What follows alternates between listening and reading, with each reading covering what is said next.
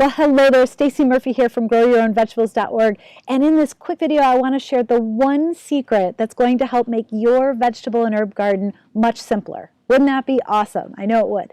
So I want to share this quick story. One of my students, Diane from Australia, she recently sent me a photo of these beautiful cockatoos, and she said, yes, they're gorgeous, but they're a complete pest in my garden. Basically, they have decimated my garlic above ground. They've eaten all the green foliage, and she was nervous that she wasn't going to see the garlic harvest that she wanted. And she was like, oh man, you know, it's such a pain in the butt sometimes that you can have all these great intentions in your garden and then nature comes along and takes it away.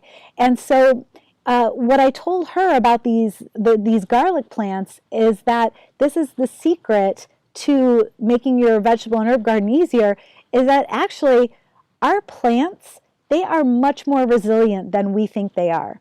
Our plants are strong. Vegetable and herbs, they want to grow. They want you to steward them. They want you to create conditions for them to thrive.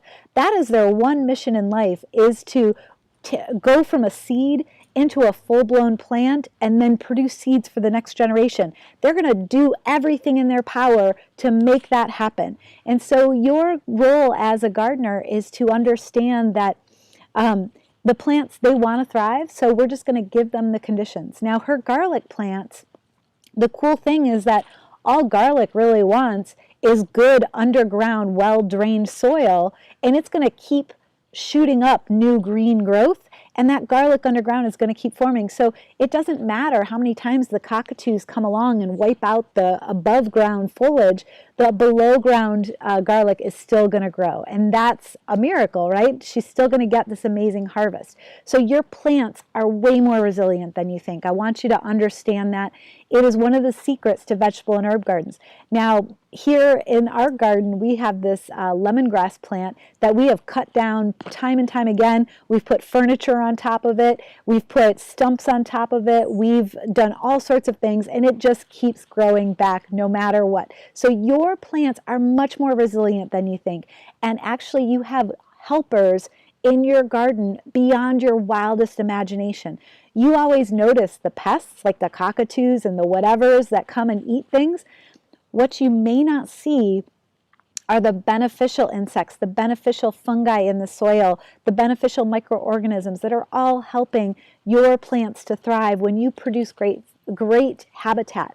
And I wanted to show you this miracle that I found. So I oftentimes am outside in my garden with my microphone doing webinars and live classes.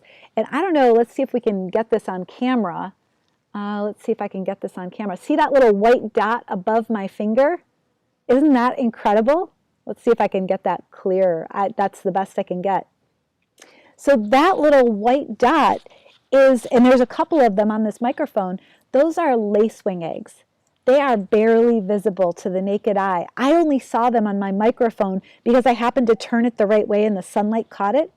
And so all of your beneficial insects in your garden are not something that you typically see. Lacewings, they are voracious. The larva stage of lacewings, they will go after aphids. They'll go after all kinds of small insects, whiteflies, thrips, mealybugs, all these different things, mites, caterpillars, things that try to eat your garden.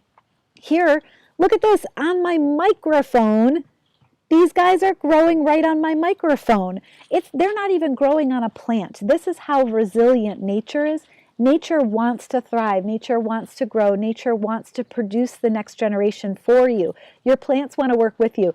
I actually would go so far as to say your plants are dying to work with you. Because here's the deal. When you work against nature, that's what happens. Your plants die.